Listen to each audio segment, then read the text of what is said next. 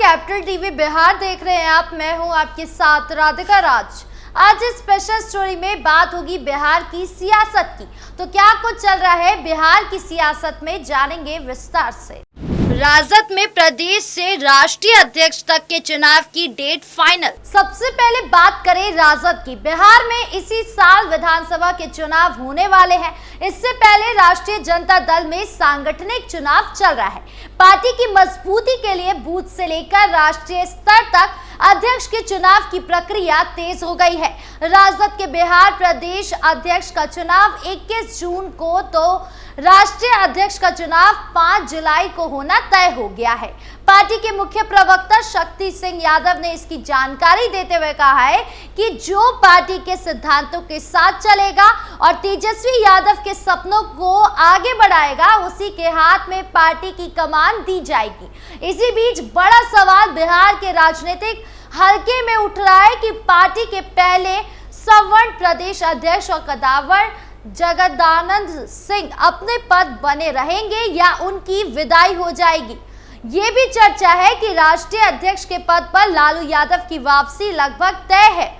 राष्ट्रीय जनता दल के मुख्य प्रवक्ता शक्ति सिंह यादव ने चुनाव से संबंधित जानकारी देते हुए कहा कि सदस्यता के बाद पार्टी का सांगठनिक चुनाव चल रहा है।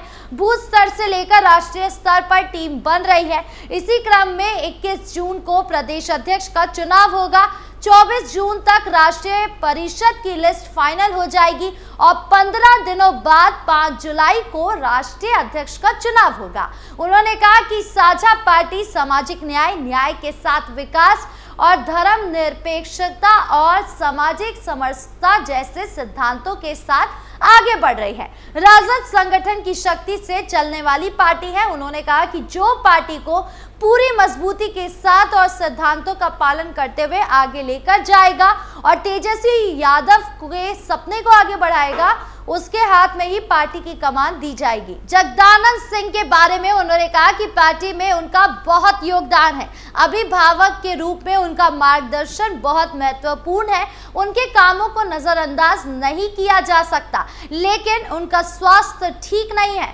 उम्र के इस पड़ाव पर आ गए हैं। उनका लगातार दिल्ली में इलाज चल रहा है। डॉक्टर ने उन्हें ज्यादा देर बैठने से मना किया है।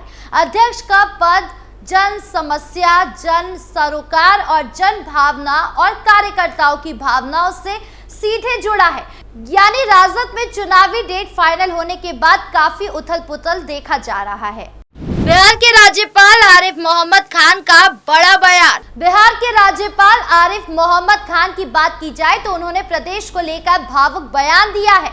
उन्होंने कहा है कि बिहार में उन्होंने 4 महीने में जितना कुछ दिख लिया है वो उन्होंने 5 साल के कैरियर में नहीं देखा है। कहीं ना कहीं राज्यपाल का ये बयान दर्शाता है कि वो बिहार से परेशान हो गए हैं। दरअसल राज्यपाल आरिफ मोहम्मद खान शनिवार को पटना स्थित बिहार राज्य इंडस्ट्रीज एसोसिएशन के विश्व संवाद कार्यक्रम में शामिल हुए, जहां उन्होंने अपने दिल की बात कही। कार्यक्रम के दौरान उन्होंने देश की सुरक्षा और 2047 तक भारत को दुनिया का सबसे विकसित राष्ट्र बनाने के लक्ष्य पर बात की। वहीं अंत में वो अपने दिल की बात कहने से खुद को रोक नहीं पाए। बीएन कॉलेज में हाल ही में हुई बम विस्फोट की घटना पर प्रतिक्रिया देते हुए राज्यपाल की आवाज भर आई। उन्होंने कहा, मेरा दिल रो रहा है। राज्यपाल ने कहा, 4 महीने में जो कुछ देखा उतना तो मैंने 5.5 साल केरल में राज्यपाल रहते हुए भी नहीं देखा था। उन्होंने कहा कि बिहार में उच्च शिक्षा संस्थानों की स्थिति चिंताजनक है और हालात उन्हें भीतर तक झकझोर रहे हैं। बीएन कॉलेज में बम विस्फोट में एक छात्र की मौत पर राज्यपाल ने गहरा दुख जताया। उन्होंने कहा, यूनिवर्सिटी में बम फटा और 3 दिन पहले एक छात्र की जान चली गई। पिछले साल भी ऐसा ही हुआ था। उन्होंने आगे कहा कि इस मामले को लेकर पहले भी राजभवन में बैठक बुलाई गई थी। इस बैठक में जो निर्णय लिए गए थे उनकी अनुपालन रिपोर्ट आज तक नहीं दी गई है। उन्होंने वाइस चांसलर से रिपोर्ट के बारे में सवाल किया तो जवाब मिला, रिपोर्ट आ गई है लेकिन उस पर दस्तखत नहीं हुई है। राज्यपाल ने सवाल उठाया कि जब कार्यवाही ही नहीं हुई है तो दूसरी बार फिर से जान क्यों गई। राज्यपाल ने विश्वविद्यालयों की मौजूदा स्थिति को लेकर गहरी चिंता जताई। उन्होंने कहा ये सरस्वती का मंदिर है, इसे अराजक तत्वों के हवाले कैसे कर दिया गया। उन्होंने घोषणा की कि अब भविष्य में ऐसी घटनाओं की समीक्षा संबंधित स्थानों पर ही की जाएगी। इस कार्यक्रम के बाद राज्यपाल बीएन कॉलेज भी गए और वहां खुद मामले का निरीक्षण किया। आरिफ मोहम्मद खान ने कहा, हमारा देश ज्ञान की संस्कृति वाला देश है। अगर ज्ञान के मंदिर में बम फटेंगे और छात्रों की जान जाएगी तो ये स्थिति शर्मनाक है। उन्होंने केरल का उदाहरण देते हुए कहा कि वहां लड़ाई केवल इस बात की थी कि उच्च शिक्षा में राजनीति का हस्तक्षेप ना हो। वहां उन्होंने पार्टी आधारित कुलपति नियुक्ति को रोका और 15 यूनिवर्सिटी में ऐसा नहीं होने दिया। राज्यपाल ने कहा कि उन्हें शिक्षाविदों और समाज के जागरूक लोगों का सहयोग चाहिए। उन्होंने हाथ जोड़ते हुए कहा कि मुझे आपकी मदद चाहिए। उन्होंने बताया कि कुछ जगहों पर नियुक्त अधिकारियों को दबाव मिलाने के लिए धमकी भरे फोन किए जा रहे हैं। ऐसे मामले में कुछ कार्रवाई भी हुई है। यानी राज्यपाल ने अपनी भावनाएं सामने रखी जो उन्हें कॉलेज को देखकर या सोचकर आई।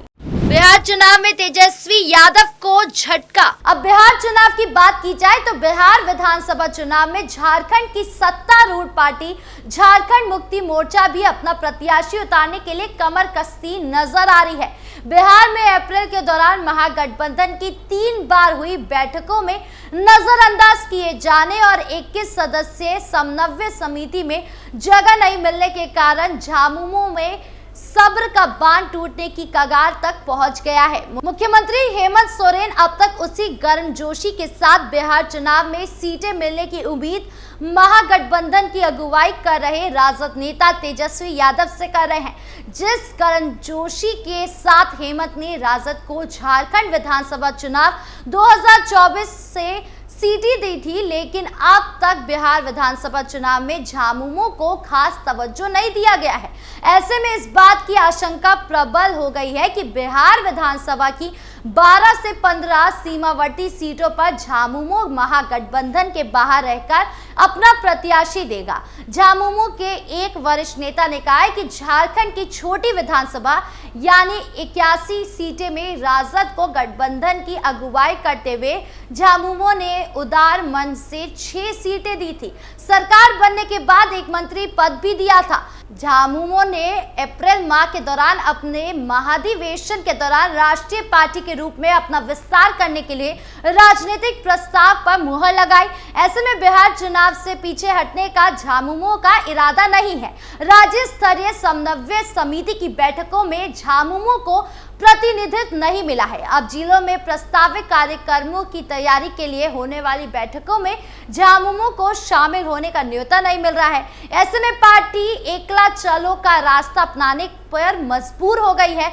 बिहार में झामुमो के प्रभाव की बात करें तो झारखंड बनने के बाद झामुमो एक बार वर्ष 2010 में केवल 1 सीट चकाई से जीत सका था। उस समय झामुमो के टिकट पर सुमित कुमार सिंह ने जीत हासिल की थी। सुमित कुमार सिंह अभी चकाई से ही निर्दलीय विधायक है और सरकार में विज्ञान एवं तकनीकी शिक्षा मंत्री भी हैं। वैसे झामुमो का प्रभाव बिहार की दर्जन भर सीटों पर है। तो वहीं झामुमो महासचिव से प्रवक्ता विनोद कुमार पांडे के अनुसार पार्टी ने अपने महाधिवेशन में झारखंड के साथ ही बिहार, असम, तमिलनाडु, पश्चिम बंगाल, उत्तर प्रदेश, उड़ीसा और छत्तीसगढ़ में अपने संगठनात्मक ढांचे को मजबूत करने का प्रस्ताव पारित किया है। इसके तहत बिहार की सीमावर्ती सीटों पर चुनाव लड़ने की योजना बनाई गई है। झामुमो महागठबंधन में समन्वय बनाने का पूरा प्रयास कर रहा है, लेकिन उचित सम्मान नहीं मिलने की स्थिति में झामुमो अपने दम पर बिहार में चुनाव लड़ने के लिए पूरी तरह तैयार है। यानी कुल मिलाकर आगामी चुनाव को लेकर बिहार की सियासत गरमाई हुई है। आपके इस पूरे मामले को लेकर क्या राय है, कमेंट बॉक्स में जरूर बताएं। वीडियो अच्छी लगी हो तो लाइक शेयर करें और चैनल को सब्सक्राइब करना ना भूलें। नमस्कार।